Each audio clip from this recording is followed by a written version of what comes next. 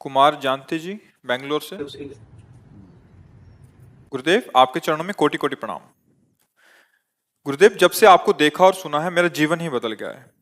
आपकी वजह से मैंने मदिरा, मांस, परस्त्री सब कुछ छोड़ दिया है और मैं राधा नाम जप करने लगा हूँ। महाराज जी, धन्यवाद है। आगे बोलना बात धन्यवाद है। आपकी बड़ी कृपा है जो आपने हमारी बात मानी और अच्छे आचरणों पर चले। इसमें मनुष्य जीवन की जो सार्थकता है, जो दिव्यता है, वो यही है कि हम इस देह में जो आए हुए हैं तो ऐसा कार्य करके जाएं जिससे किसी का अहित न हो, अमंगल न हो। जिसकी कृपा से देह मिला है उस प्रभु को हम प्राप्त हों। अगर उनको नहीं प्राप्त हुए तो इतना तो बनी जाए कि जितना हम चढ़ गए हैं मनुष्य योनि में, अब नीचे की योनियों में न जाए, गंदी योनियों में न जाए। तो जैसे जो मदिरा पीना है, मांस खाना है, ये शास्त्र निषेध वस्तु है।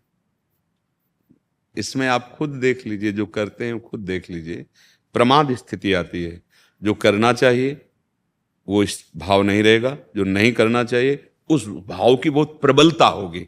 निषेध इसीलिए किया गया है। जो दूसरे के मांस को खाना है ना बच्चा, बड़ी कृपा छोड़ दिया है। हम समझते हैं मुझसे बलवान हो जाएंगे या स्वास्थ्यवर्धक है। भाई नहीं, हमारे लिए नियत किया गया शास्त्र में। विविध प्रकार की सब्जियां हैं, फल हैं, अन्न हैं, वो भी जीव हैं। ऐसा नहीं कि वो जीव नहीं है। आप मूली उखाड़ के छोड़ दो, देखो सूख जाएगी। उसमें भी वही जीव है जो एक पशु में जीव है ना, ठीक वैसे उसमें गेहूं को उखाड़ के देख लीजिए, फेंक दीजिए, सूख जाएगा, मर जाएगा। उसमें भी जीव है, पर वो जीव हमारे लिए निहित किया गया है।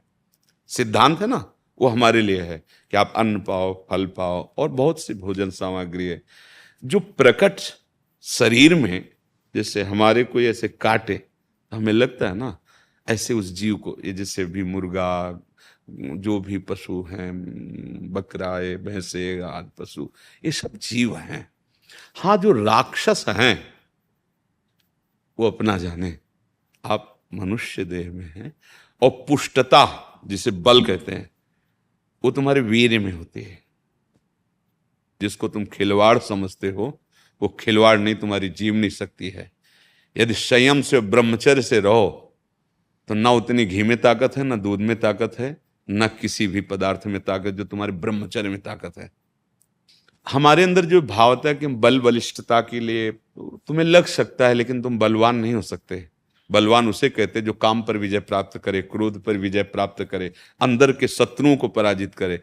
मार के दिखाओ काम को, क्रोध ना आने पावे, लोभ ना आने पावे, ये शत्रु हैं, सबको जानता है। मोह ना आने पावे, अहंकार को मार के दिखाओ। उसके लिए जो बल चाहिए वो ब्रह्मचर्य में है।